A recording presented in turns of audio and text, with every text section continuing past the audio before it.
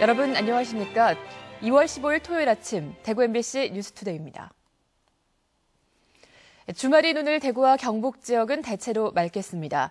오늘 아침 기온은 대구가 영하 0.2도, 구미 영하 3.8도, 안동이 영하 5.8도 등으로 어제보다 2, 3도가량 떨어졌습니다. 하지만 낮 최고 기온은 대구, 구미, 안동이 9도, 포항이 8도로 어제보다 높겠습니다. 일요일인 내일은 아침까지 맑다가 점차 구름 많아지겠으며 대구의 아침 최저 기온은 0도, 최고 기온은 10도로 오늘보다 조금 높겠습니다. 6.4 지방선거를 앞두고 예측 가능한 후보들의 뻔한 경쟁으로 끝날 것 같았던 경상북도지사 선거전이 뜨거운 각축장으로 변하고 있습니다. 이 소식 이상원 기자가 보도합니다. 박승호 포항시장이 오는 6월 지방선거에서 경북도지사 선거에 출마하기로 했습니다. 박 시장은 포항시장 3선 도전 대신 경상북도지사 선거에 출마하기로 했으며 오는 17일 공식 출마 선언을 할 예정이라고 밝혔습니다. 출마를 열심히 하고 월요일쯤 언론들 모셔놓고 좀 의견 표현을 좀 하려고 합니다. 새누리당 일각에서 제기된 광역단체장, 기초단체장 3선 공천 배제론 등이 출마의 결심에 영향을 미친 것으로 보입니다. 박 시장의 가세로 새누리당 도지사 공천 경쟁은 김관용 현 지사와 권오을 전 의원의 2파전에서 3파전으로 펼쳐지게 됐습니다. 민주당에서는 안동 출신으로 한국노총위원장을 지낸 이용득 최고위원을 전략공천하려는 움직임이 일고 있습니다. 이용득 최고위원은 여러 의원들로부터 출마 요청을 받고 있다며 당의 공식적인 요청이 있을 경우 출마를 고려해 보겠다고 밝혔습니다. 당을 위해서 뭔가 희생을 해라 하는 부분에 대해서 거절할 수만은 없는 입장이죠. 그런데 지금 현재 정식 당론으로 부탁을 한다면은 그때 제가 이제 고민을 해봐야죠. 텃밭을 지키려는 새누리당과 교두보를 확보하려는 민주당의 기싸움이 선거 초반부터 치열하게 전개되면서 대구시장 선거에 이어 경상북도지사 선거도 이번 지방선거에서 전국적인 관심 지역으로 떠오르고 있습니다. MBC 뉴스 이상훈입니다. 경북도청 이전이 발표되고 지금까지 7년 동안 경북도지사나 안동 예천단체장이 현장을 찾아 이주민과 간담회 한 번 한 적이 없습니다. 보상이나 이주대책, 생계대책이 부실할 수밖에 없는데 이런 내용을 알리겠다며 이주민들이 어제 기자회견을 자처했습니다. 이정희 기자가 보도합니다. 오갈 데 없는 이주민들이 모여 살고 있는 집단 비닐하우스촌. 집과 농지를 수용당하고 이곳에서 겨울을 나고 있습니다.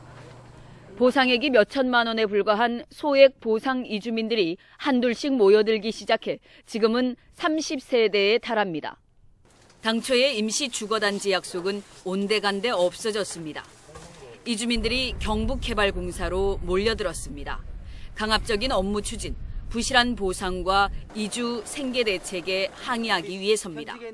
당초 주민 보상금으로 책정된 금액보다 54%가 축소 보상되고 저가 보상과 아무런 대책 없이 주민들을 쫓아내고 고통받는 주민들을 위하여 무엇을 하여 왔는지. 포크린 앞에다가 자전거를 갖다 대고 서 있었어요. 서 있을 때는 어떤 사람, 멋이 검은 사람들 둘이 어디만 해.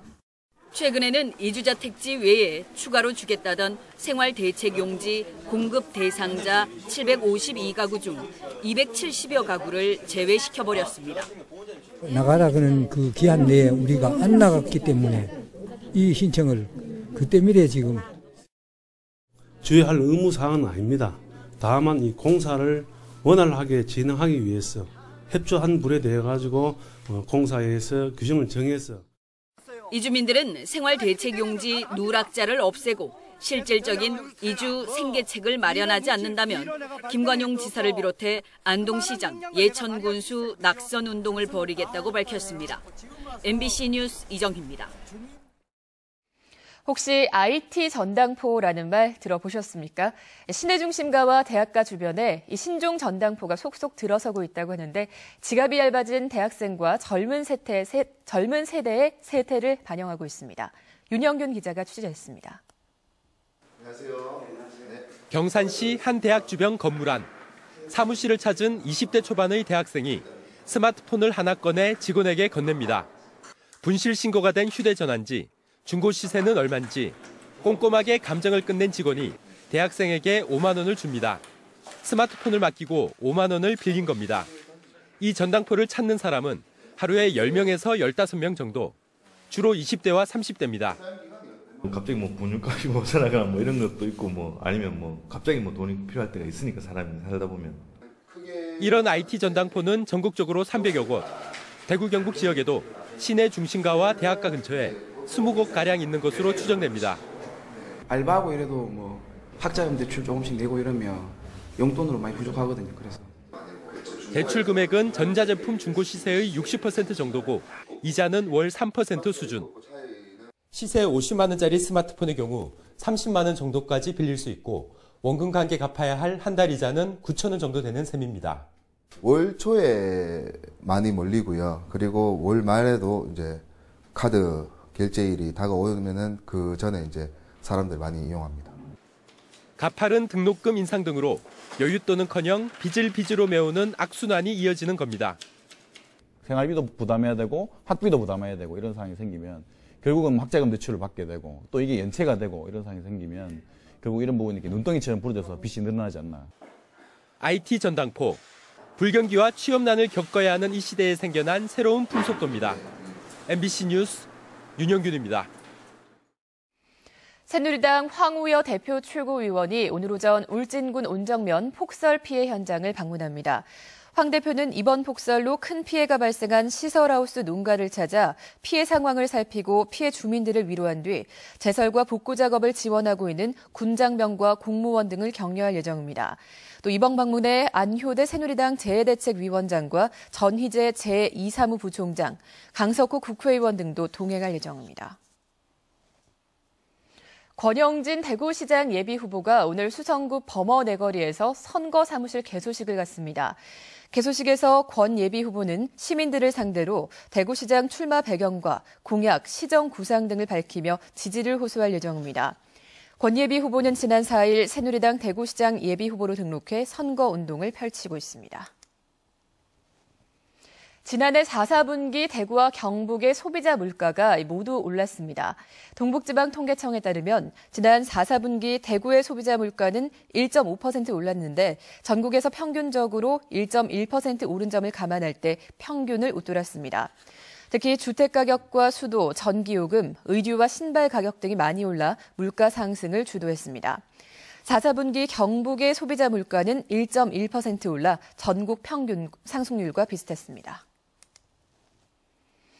오늘 새벽 2시 40분쯤 대구시 서구 비산 지하차도 위 고속철도 선로와 지하도 공사를 하는 구간 기차선로에서 80살 박모 씨가 화물열차에 치여 숨졌습니다.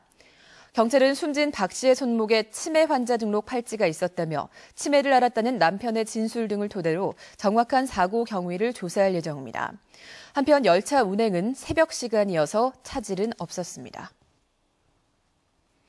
대구 중구청이 오늘 오전 10시부터 중구청 1층 로비에서 교복 나눔 장터를 운영합니다. 중고등학교 졸업생들로부터 기증받은 교복과 체육복, 넥타이 등을 세탁 수선한 뒤 500원에서 5,000원 정도의 가격에 판매할 예정입니다. 오늘 교복 나눔 장터는 아름다운 가게 남산점과 지역 8개 중고등학교가 참여하는데 판매 수익금은 저소득가정 중고 신입생의 교복 지원 사업에 사용될 예정입니다. 미세먼지 피해를 줄이기 위해서 대구시가 측정시설을 더 확충해야 한다는 연구 결과가 나왔습니다. 대구 경북연구원은 중국발 미세먼지 대량 유입에 따른 피해 발생을 줄이기 위해선 공간적으로 조밀한 측정망이 구축돼야 하고 이를 위해서 대구시가 초미세먼지 측정시설을 보강해야 한다고 밝혔습니다. 또 지역의 맞춤형 미세먼지 관리를 위해서 미세먼지 집중관리 지역을 지정해 피해를 줄이기 위한 대책을 마련하고 대구시 스스로 국제기준보다 강화된 미세먼지 준용 기준도 마련할 것을 주문했습니다. 이 밖에 도시녹화 사업의 지속과 중앙정부를 상대로 한 관련 예산 확보에도 주력할 것을 제안했습니다. 경상북도가 올해 91억 원을 투입해서 13개 시군 16곳에 대한 공공 디자인 사업을 실시합니다. 주요 사업 장소는 김천시 직지사 한식당가를 비롯해 구미시 금호시장 도로변, 영덕군 영해면 시가지 등입니다. 공공 디자인 사업은 노후되고 침체된 도심 지역 건축물이나 시설물과 거리 등을 지역의 정체성과 고유 콘텐츠로 개발하고 도시 미관을 가꾸는 사업입니다. 계명문화대학교가 EU, 즉 유럽연합대학들과 교육협력 사업에 나섭니다. 계명문화대는 지난해 8월 전국 전문대 가운데 처음으로 한 EU 교육협력사업 주관대학으로 선정돼 최근 핀란드 반타 직업대학 등 EU 측 참여대학과 상호협력 방안 등의 실무 협의에 들어갔습니다. 계명문화대는 앞으로 EU 측의 참여대학의 학생들을 보내서 유럽 지역의 취업을 돕는 한편 학점 인정제를 도입하는 등 교육협력에 계속해서 나설 계획입니다. 구미대학교가 삼성전자가 원하는 인재를 육성해서 삼성전자와 협력업체에 취직시키기로 협약을 맺었습니다. 이에 따라 구미대는 삼성전자 전문 교수단이 참여하는 삼성 이노베이션 과정을 이번 학기에 개설해 2학년생 20명을 선발해 맞춤식 교육에 들어갑니다. 이 과정을 이수한 학생들은 삼성전자 반도체나 휴대폰, 가전제품 등의 15개 협력업체에 신입사원으로 채용되게 됩니다.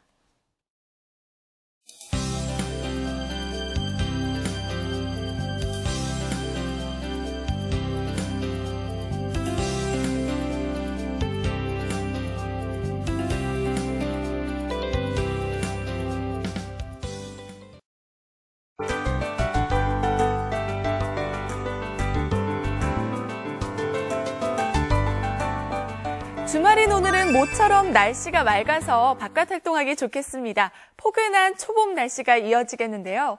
현재 대구의 아침 기온은 0도, 안동은 영하 7도로 어제보다는 낮은 기온을 보이고 있습니다. 하지만 한낮에는 대구와 안동 모두 9도까지 오르면서 나들이 하기 더없이 좋겠습니다. 이렇게 일요일까지 맑고 포근한 날씨가 이어지다가 다음 주 초 비나 눈이 올 것으로 보입니다. 현재 보시는 것처럼 고기압의 영향으로 전국이 대체로 맑은 상태입니다. 다만 경북 동해안 지역은 오전까지 구름이 많겠고 아침에 산발적으로 눈이 날리거나 빗방울이 떨어지는 곳이 있겠습니다. 어제 같은 시각 영상권을 가리키던 청도는 영하 4도, 영천은 영하 2도로 낮아졌습니다. 낮 기온은 10도 가까이 오르면서 점차 포근해지겠습니다. 김천의 아침 기온은 영하 8도, 상주는 영하 6도로 비교적 추운 아침입니다. 하지만 오늘 김천과 구미는 최고 9도까지 높아지면서 활동하기 무난하겠습니다. 봉화는 현재 영하 10도로 어제 같은 시각보다 9도나 낮습니다. 한낮에는 최고 6도까지 기온이 오르면서 평소보다 낮 기온은 높겠습니다. 현재 포항의 아침 기온은 2도로 다른 지역에 비해 기온이 높습니다. 동해안 지역은 오전까지 구름이 많다가 점차 맑아지겠습니다. 물결은 최고 4m까지 높게 일겠습니다. 대체로 맑은 날씨가 이어지다가 다음 주 화요일과 수요일에는 눈이나 비 소식이 있겠습니다. 날씨였습니다.